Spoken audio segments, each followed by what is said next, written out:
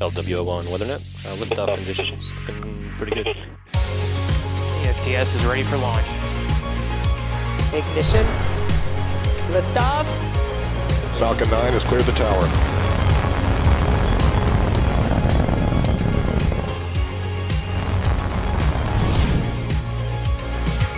Ten, 9, 8, Side booster ignition. 6, 5, 4, 3, 2, 1.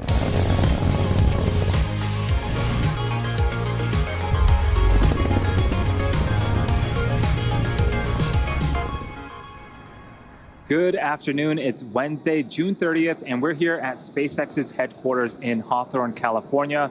You're looking at a live view of Falcon 9 as it awaits its 3:31 p.m. Eastern Time launch from Space Launch Complex 40 at Cape Canaveral Space Force Station in Florida. My name is Andy Tran. I'm a production supervisor here at SpaceX. Welcome to the webcast for SpaceX's Transporter 2 mission. It's our second dedicated smallsat rideshare program launch and second launch, or 20th launch of 2021. For those of you who joined us yesterday, you know that we got all the way down to T-minus 11 seconds, but had to stand down from our launch attempt due to rotary aircraft entering the keep-out zone. We are expecting the airways to stay clear today and looking forward to having Falcon 9 deliver the 85 spacecraft and 3 Starlink satellites on board to orbit. Now this includes CubeSats, microsats, and orbital transfer vehicles, sometimes called space tugs, which will deploy their spacecraft after separating from Falcon 9. Today's launch is SpaceX's second polar orbit launch from the East Coast, and only the second polar trajectory since the late 1960s flown out of Cape Canaveral. A polar orbit is one in which satellites pass above the North and South poles as opposed to the equator. SpaceX has worked closely with the Air Force and the FAA to create a trajectory that meets the necessary safety requirements for flight. So far, everything's looking like a great day for a rocket launch at the Cape, and with liftoff in just under 10 minutes, let's take a closer look at Falcon 9. The 2-stage vehicle is standing about 229 feet tall, or slightly taller than a 21-story building. It's named after the Millennium Falcon from Star Wars, and the number 9 indicates the number of Merlin 1D engines on the first stage. Today's mission is the 8th flight for this particular booster. That bottom 2/3 of the vehicle is the first stage. Its objective is to accelerate the vehicle through the Earth's atmosphere to space and then separate from the rest of the rocket. From there, it will make its way back to Earth and target a landing on land this afternoon on Landing Zone 1, which is the pad that you see on screen right now. And if you're an Eastern Florida resident, you might even be able to see Falcon 9 over the ocean, or also hear one or more of the sonic booms as Falcon 9 makes its way back to land. On top of the first stage is the black carbon fiber inner stage. It connects the 2 stages and houses the pneumatic pushers that allow the first and second stage to separate during flight. And then on top of the inner stage is the Falcon 9 second stage, which takes the payload to its eventual destination in orbit. After the first stage separates about 2.5 minutes into flight, the second stage will then carry the 88 spacecraft to orbit. Similar to the first transporter mission, we'll be flying a fuel dome payload tray, which is essentially a small platform mounted on the back end of the second stage fuel dome that will release a handful of spacecraft today.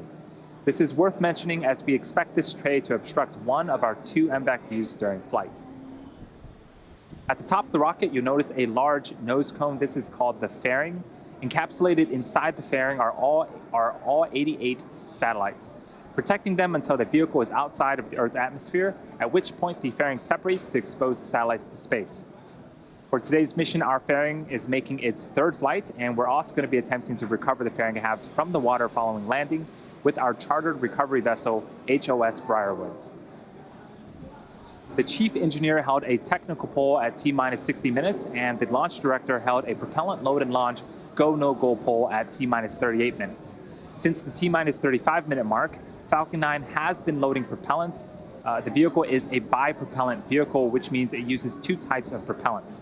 For fuel, a refined form of kerosene called RP1, and for oxidizer, superchill liquid oxygen, we also refer to that as LOX. Currently, RP1 is fully loaded on the second stage and almost fully loaded on the first stage. Liquid oxygen loading is currently underway.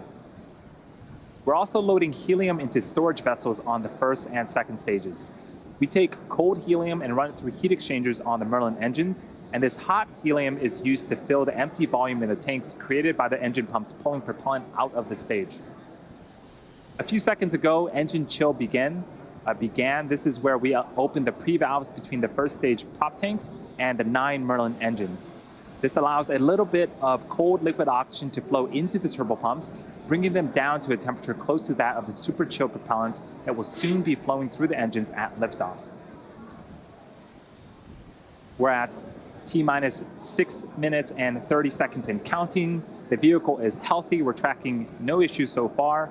The range is standing by to support, and the weather is green for today's liftoff. All systems continue to be go for an on-time liftoff at 3:31 p.m. Eastern Stage 1 Time. RP1 load is complete. Today's launch will mark SpaceX's 20th mission of the year and the 127th mission to date. Of the 9 missions flown so far this year, 18 were on reuse booster and will be the 8th flight for this booster flying on today's mission. Now, if you look at all of the Falcon 9 missions SpaceX has flown to date, half have been flown on flight-proven boosters. Reusability allows SpaceX to fly the most expensive parts of the rocket, which in turn drives down the cost of space access. It also allows us to increase our launch cadence and provide more flight opportunities for our customers like those on board today's mission. In fact, last year, we launched more than any other launch provider in the world.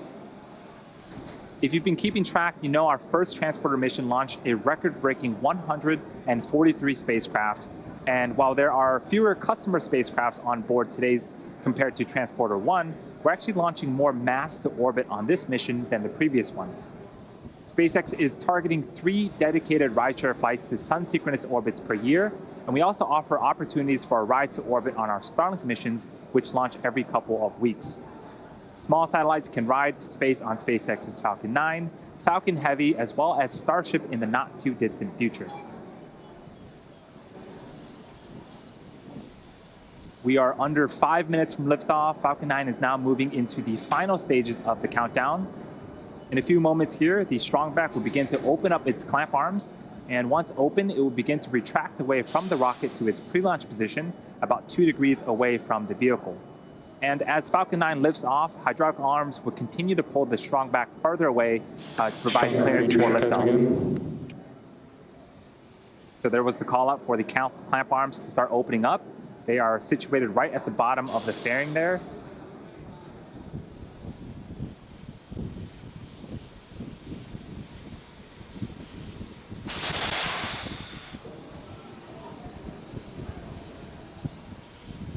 The strongback is part of the transporter erector, also called the TE. The TE's job is to roll Falcon 9 out to the launch pad, raise it to a vertical launch position, also route power, fluids, and communication to both the rocket and satellite. The TE has a launch mount that the first stage is clamped to, and the strongback that is hinged to that launch mount. And you can start to hear the hiss and pop of pressure venting from the rocket and the plumbing in the transporter erector. At this stage, the strongback should be reclined to its pre-launch position, again 2 degrees away from the vehicle.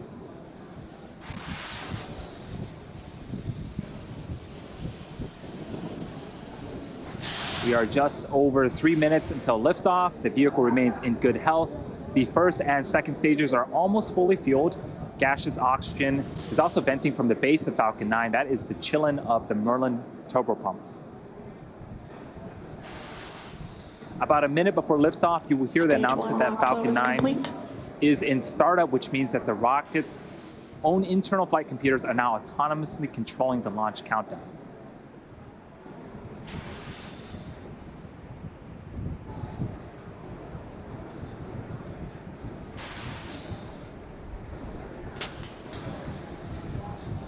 This is a great shot of the fairing, and inside that fairing again are the 88 spacecraft as part of the Transporter 2 mission.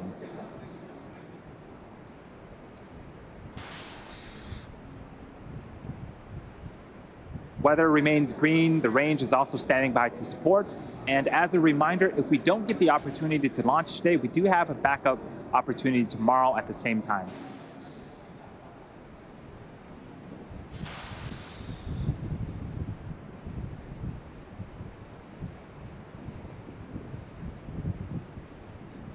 Stage 2 lock load is complete.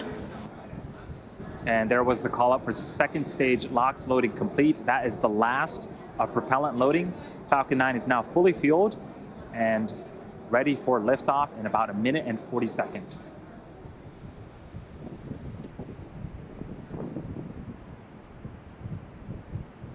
You can start to see some white clouds starting to form around Falcon 9. That is normal and expected for us at this stage in the countdown. When the dense, cold liquid oxygen meets the warmer ambient air of Florida, it begins to condense and form the white clouds that you see on screen.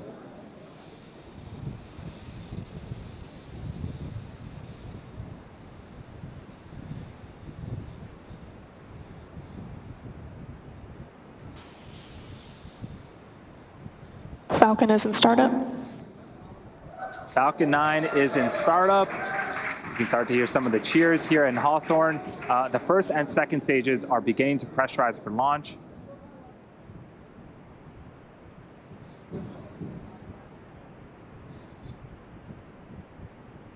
Falcon 9, Transporter 2, LD is go for launch. That was the launch director giving the final go for launch. We are T-minus 30 seconds from liftoff. Let's tune into terminal count and watch as the Transporter 2 mission begins.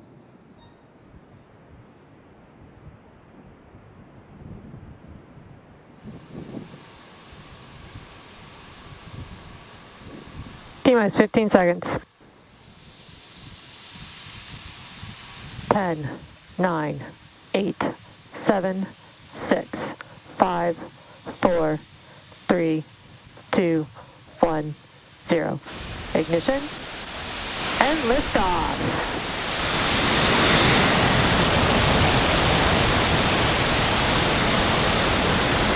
Vehicles pitching downrange.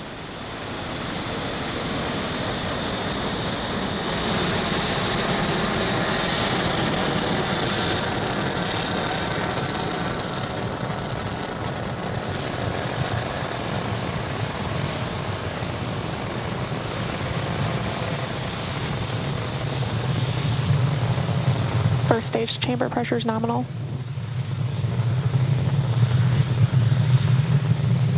We are T-plus 42 seconds into flight. Falcon 9 has cleared the tower, and we're currently throttling down in preparation for max Q.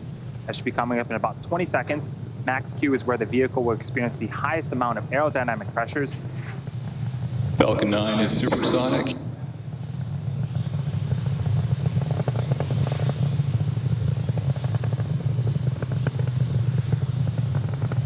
Max Q. And you heard the call out. We've passed the period of maximum aerodynamic pressure. Falcon 9 is now headed south along the Florida coast. All is looking good with the first stage trajectory. We have 5 events coming up in quick succession in about a minute. The first is main engine cutoff, also known as MECO, followed by stage separation, where the 2 stages will separate from one another. The first stage will then perform a flip to head back towards Florida, and the MVAC engine on the second stage will perform second engine start 1 and ignite that MVAC engine. Then the first stage will also begin its first of 3 burns, the boost back burn. And this is a view from the top of Falcon 9 looking down towards the 9 Merlin engines at the bottom of the first stage.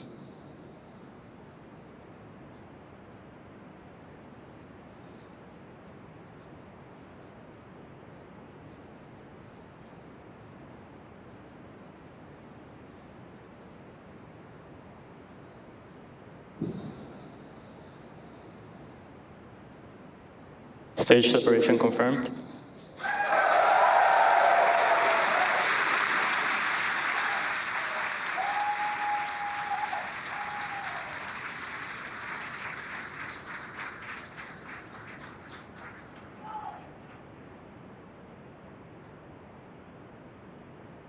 And there you saw on screen, we had successful stage separation.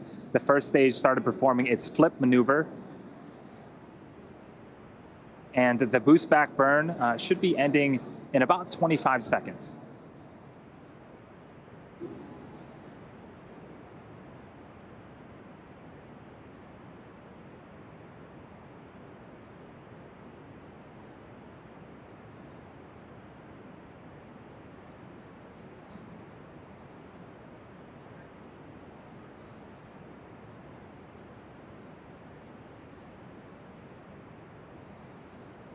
Stage 1 boost back shutdown.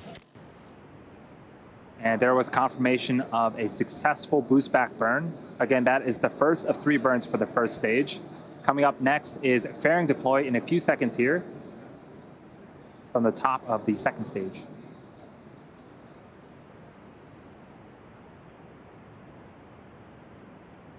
Burn separation confirmed.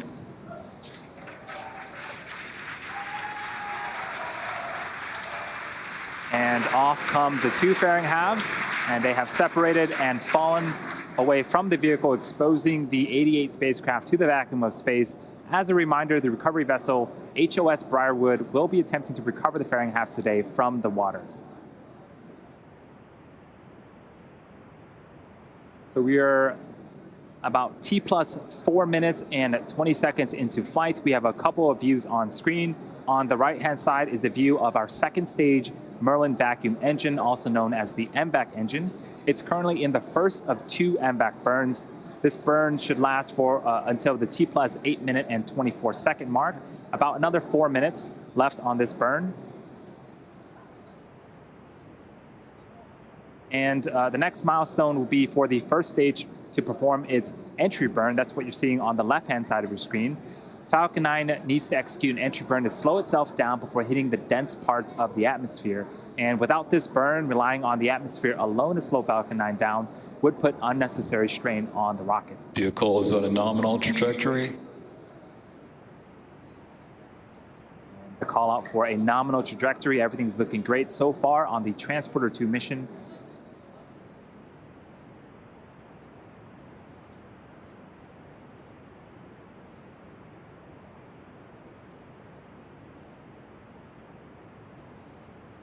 You also notice some honeycomb-like structures have deployed on the first stage on the left-hand side. Those are our 4 hypersonic grid fins positioned at the base of the inner stage. They help to orient the rocket during re-entry by moving the center of pressure. There's also some plumes of gas coming out. This is cold nitrogen gas, which helps with attitude control. Both are essential to make sure that we have a nice targeted landing back on landing zone 1 later on in today's mission. The second burn, the entry burn, is coming up in about 30 seconds. Watch for that on the left-hand side. You can also see there's a speedometer of sorts on the bottom left-hand side. That tracks the speed of the first stage. And when we begin the entry burn, we'll start to reduce the speed. And shortly after the entry burn ends, we'll hit the denser parts of the atmosphere and also begin to further reduce our velocity as the first stage continues to make its way back towards Earth.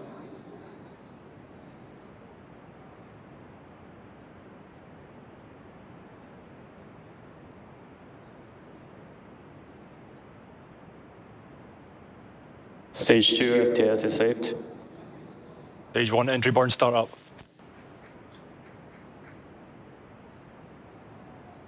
There's the call out, and you can see on screen 3 Merlin engines have relit and are currently slowing down the first stage.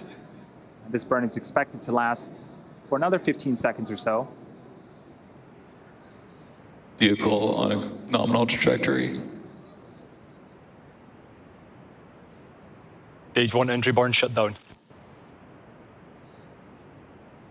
And successful completion of our second of 3 burns. As I mentioned earlier, we are going to be attempting to recover the booster for an 8th time back on land at landing zone 1. The first stage has 1 more burn left, the landing burn. It begins just before we touch down and provides the booster with a soft descent before we land. At the same time Falcon lands, we are expecting Sequel 1 of our second stage. That's second engine cutoff. And shortly after that, we'll be entering a coast phase. And you can see the Florida coast and landing zone 1 are approaching on the left-hand side of the screen as this booster makes its attempt to land for an 8th time. This is a great shot of the first stage coming down with its landing burn. Stage 2 internal guidance.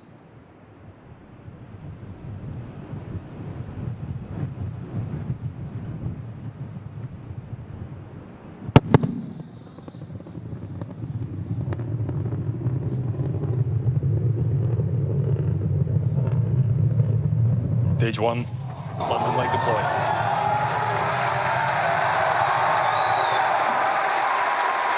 That was as smooth as I'd seen it. We had phenomenal shots all the way through the landing burn. You heard the sonic booms. This booster has landed for the 8th time. That is the 89th recovery of an orbital class rocket. Stage 1 nominal landing confirmed. And what a way to start Nominal off the orbit Transporter insertion. 2 mission. At the same time, we did have successful second stage, second engine cutoff, and confirmation of a nominal orbital insertion. We are now going to coast for the next 45 minutes or so while we wait for second engine start 2. Just a few minutes after that, we'll begin to deploy the 88 spacecraft on board this mission. We will see you back here around the T plus 53 minute and 30 second mark.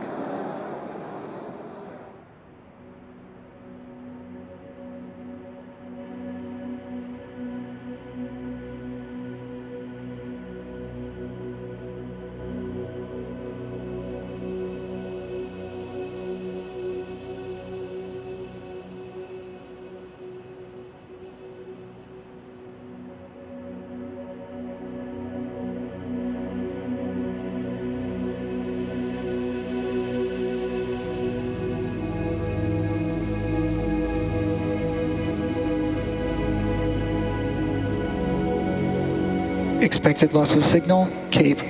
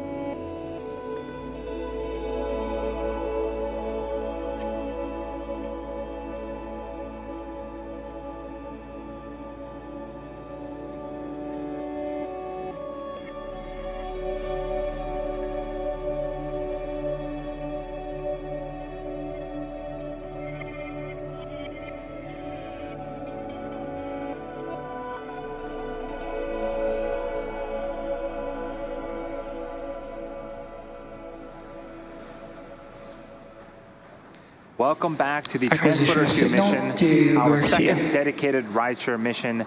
Falcon 9 lifted off at 3:31 p.m. Eastern Time from Cape Canaveral Space Force Station and had successful stage separation. We landed our first stage on landing zone 1 and successfully completed our first second stage burn. We are waiting to relight our MVAC engine on the second stage for a second and final burn. It's going to be a quick burn lasting about 2 seconds. And that should be coming up in about 15 seconds.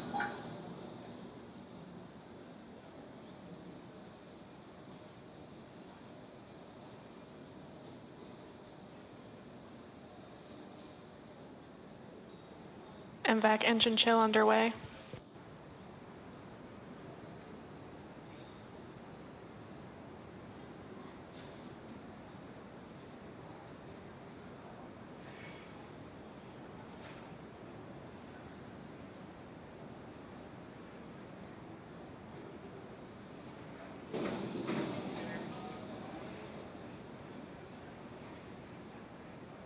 Nominal orbit insertion. So we did have successful second engine start for the second time and successful second engine cutoff, and you just heard the call for a nominal orbital insertion. So the second stage is going to coast for a few minutes before we start to deploy our satellites. And as I mentioned, this is our second dedicated rideshare mission. Our goal with these rideshare flights is to provide small satellite operators with competitive pricing, increased flight opportunities, and flexibility. These dedicated rideshare flights to sun-synchronous orbits will occur about 3 times a year, providing regular access to orbit. In addition, we also offer opportunities for ride to orbit on our Starlink missions, which launch every couple of weeks. We've launched 4 Starlink missions that include rideshare spacecrafts as well, and we're hoping to launch much more in the future.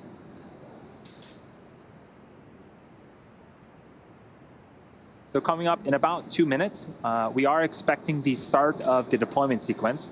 There will be 31 deployments for 88 spacecraft, which will occur over a 30-minute period of time. This includes CubeSats, microsats, and orbital transfer vehicles, sometimes called space tugs, which will deploy their spacecraft after separating from Falcon 9, and also 3 Starlink satellites. Many of these deployments will be grouped within seconds of each other, while others may be a minute or more apart. This is a look at the order of deployments between now and the final deployment around the T+1 hour and 27-minute mark. You should hear the call out from our mission operators as each deployment happens. And to keep in mind, most of these deployments include multiple satellites. So while there are 31 deployments, at the end, we will have put 88 satellites into orbit, again, including our 3 Starlink satellites.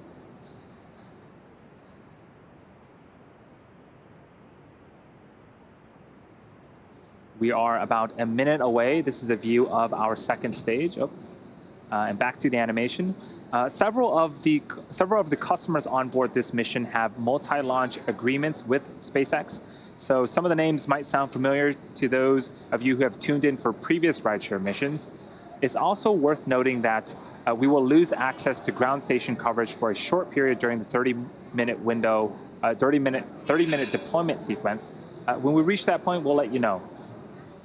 And here's the view of the second stage MVAC engine.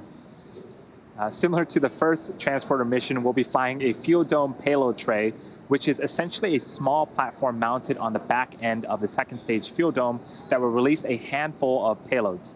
And as you may have already noticed, one of our 2 MVAC views is obstructed because of that fuel dome payload tray. Acquisition of signal, Bangalore. So we are expecting the first batch of deployments to begin in a few seconds here.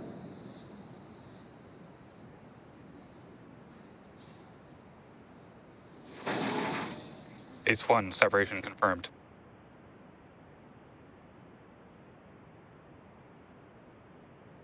NewSat 19, separation confirmed.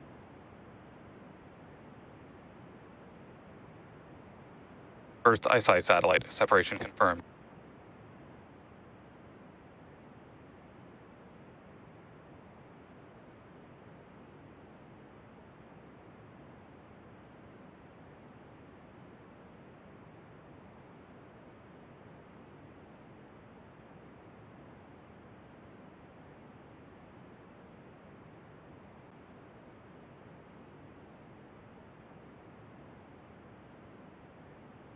Tropics Pathfinder, separation confirmed. Gnomes 2, separation confirmed.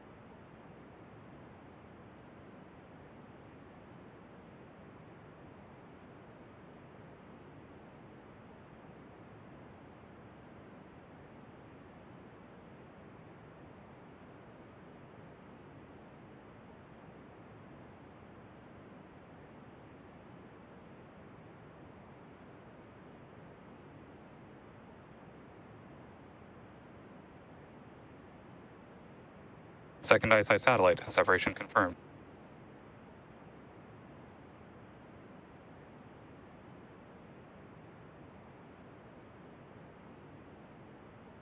Tyvac 0211, separation confirmed. YAM 3, separation confirmed. Tubin, separation confirmed.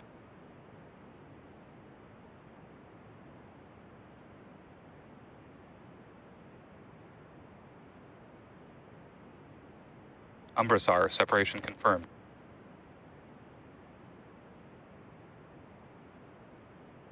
Ion satellite carrier, separation confirmed.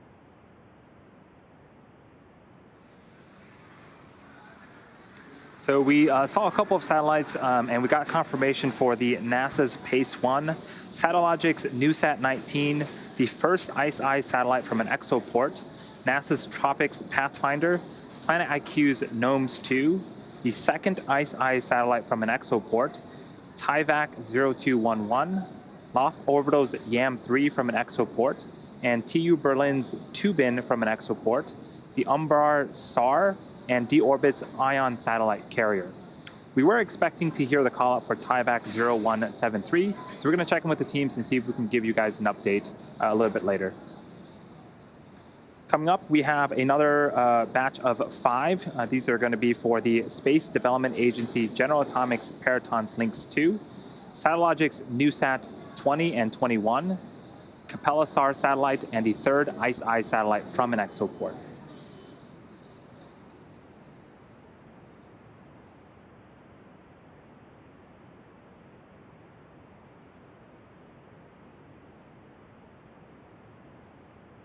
Lynx 2, separation confirmed.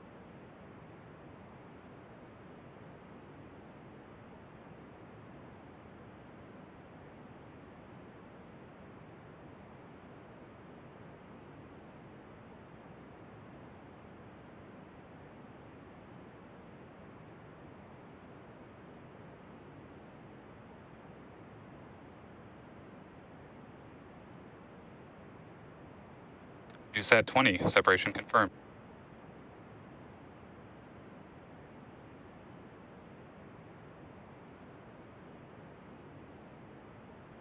USAT 21, separation confirmed.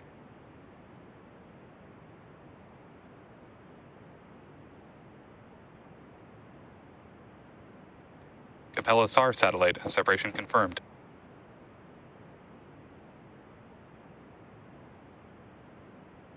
Third ICE-I satellite, separation confirmed.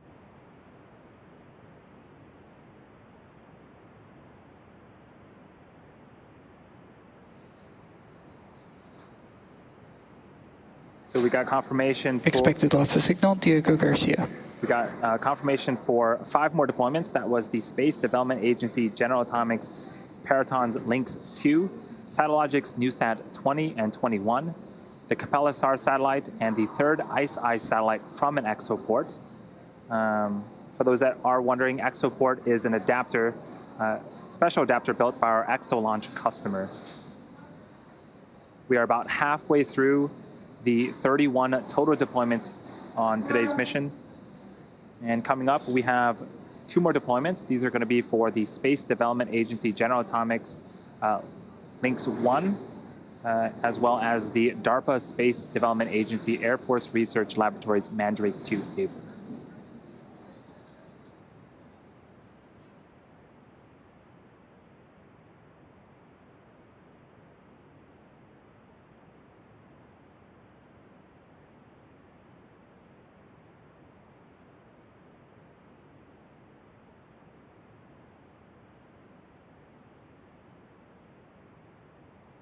Lynx 1, separation confirmed.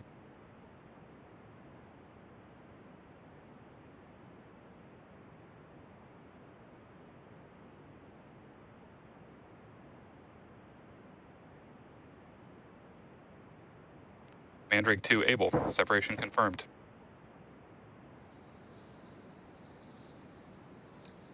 We got confirmation for Space Development Agency General Atomics Paraton's Lynx 1 deployment, as well as the DARPA Space Development Agency Air Force Research Laboratories Mandrake 2 able. And coming up in less than a minute, we are expecting the next deployment. It's going to be the 4th ICE-I satellite from an exoport.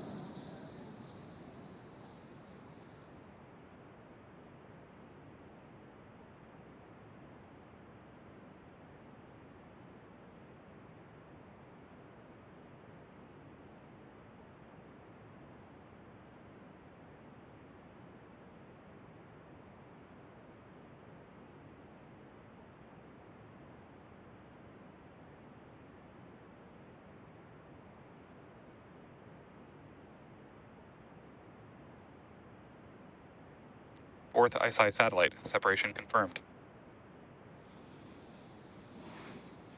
And that was confirmation of the 4th ICE-I satellite from an exoport. The next batch of deployments, there's going to be 6 of them. It is for Swarm's 1st and 2nd Space B cluster from an exoport, NanoAvionics D2 Altacom 1 from an exoport, Spire's Lemur number 1 from an exoport, Satellogic's NewSat 22, and Loft Orbital's YAM2 satellite.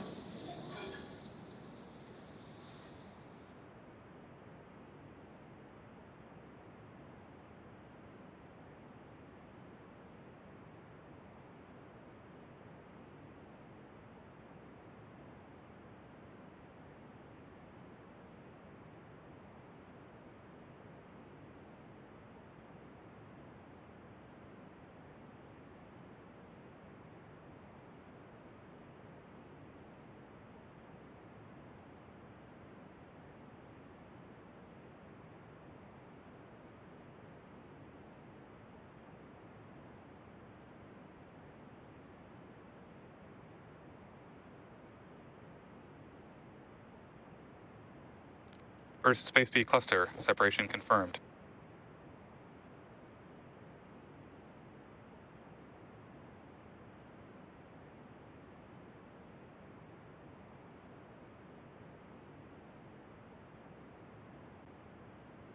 Second Space B cluster, separation confirmed.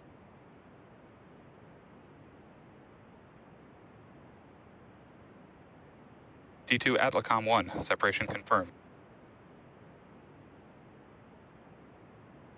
Lemur number 1, separation confirmed.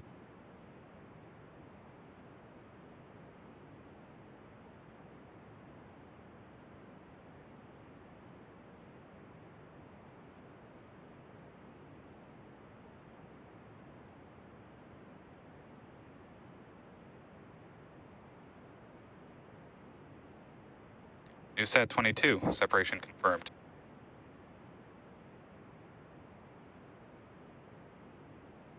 YAM2, separation confirmed. And we got some really cool views of the satellites separating. That was for Swarm's 1st and 2nd Space B cluster from an exoport, NanoAvionics D2 Altacom 1 from an exoport, Spire's Lemur number 1 from an exoport, Satellogic's NewSat 22, and Loft Orbital's YAM2 satellite. The next two deployments are going to happen during a blackout period, which means that we lose camera views and telemetry. While we wait to regain access to ground station coverage in a few minutes, sit back and follow along with our animation that shows you where we're at in the mission. We'll see you back here at the T+ 1 hour and 15-minute mark.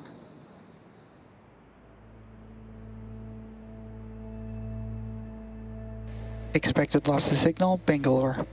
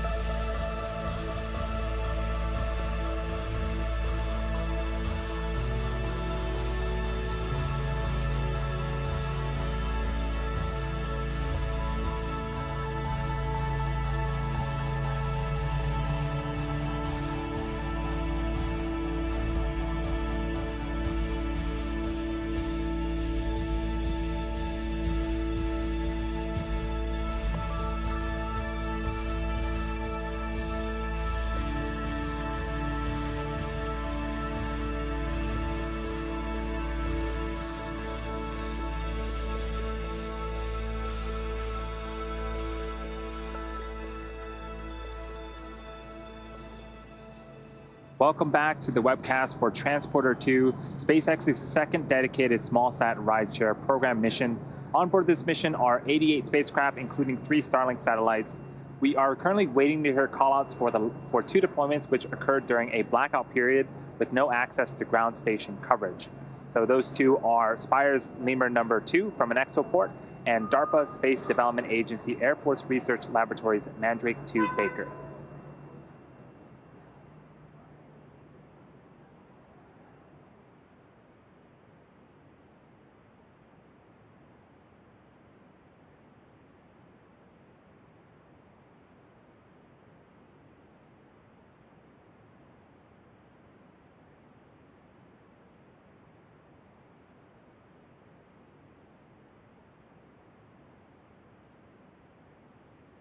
Lemur number 2 and Mandrake 2 Baker, separations confirmed.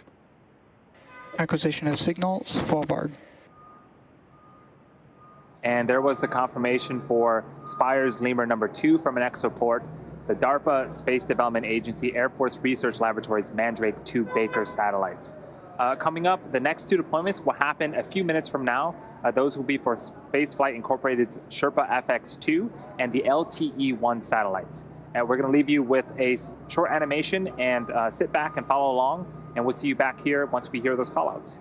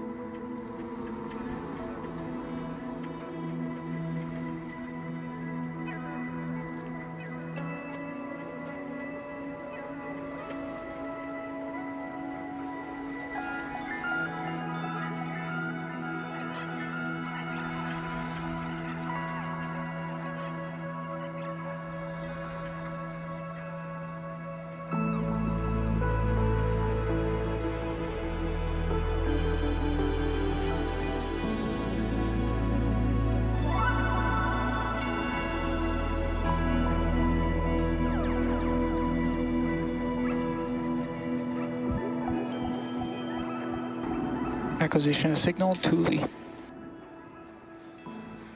Welcome back once again to the webcast for Transporter 2, SpaceX's second dedicated small-sat rideshare program mission. We have two deployments coming up. These are going to be the last two for our rideshare customers. They are for Spaceflight Incorporated's Sherpa FX2 and Sherpa LTE-1. And that should be coming up in about 20 seconds.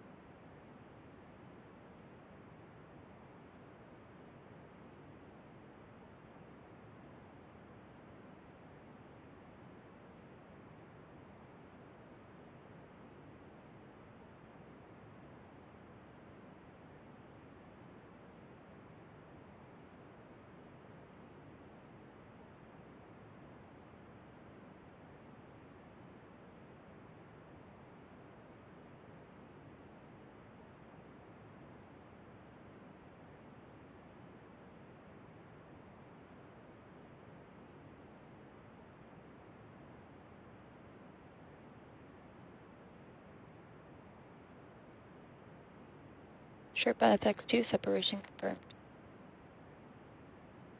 Sherpa LTE-1 separation confirmed. And you see on screen and heard the confirmation. We got confirmation of Spaceflight Incorporated's Sherpa FX2 and Sherpa LTE-1 deployment. Now, these are the last of our rideshare deployments for today, but we're not done. We have 3 Starlink satellites to deploy as well. That's going to be coming up in a few minutes here, so sit back. We're going to take a quick break, and we'll see you back here at the T plus 1 hour and 27-minute mark.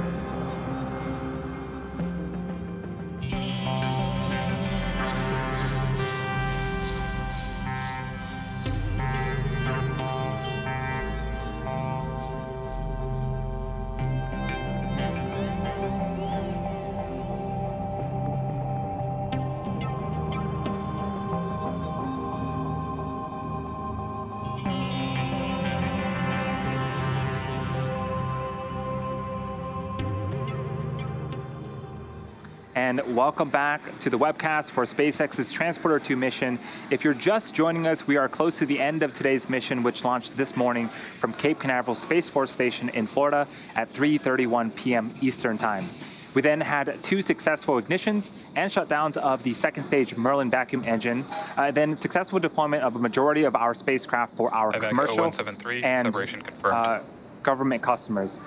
We were also able to successfully recover our first stage for an 8th time on our landing zone.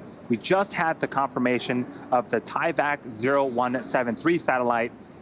So all payloads so far are have been confirmed for deployment. And we have 3 Starlink satellites to go, and we are expecting confirmation of that deployment here shortly.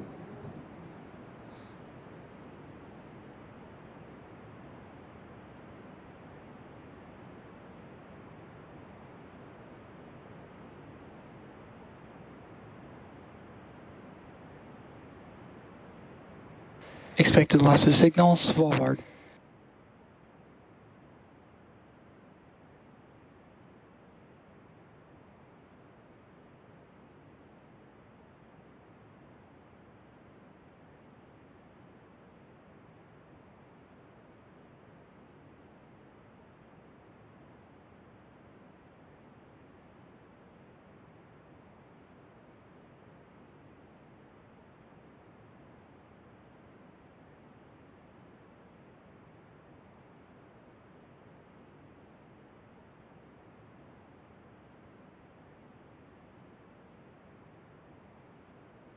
Starlink deploy confirmed. And there goes our 3 Starlink satellites. Again, that is 88 spacecraft confirmed for deployment on today's Transporter-2 mission. With that said, we will be bringing our webcast to an end. We would like to thank all of our rideshare customers for their support on today's mission. We would also like to thank the United States Air Force for range support, as well as the Federal Aviation Administration for licensing. Continue to follow us on SpaceX.com for future missions and milestones, as well as our Twitter and Instagram profiles. And if you are excited by what you've seen today and want to join our team, visit SpaceX.com/careers to learn more about working at SpaceX. And as always, thank you to all of our viewers for your continued support, and have a great rest of your day.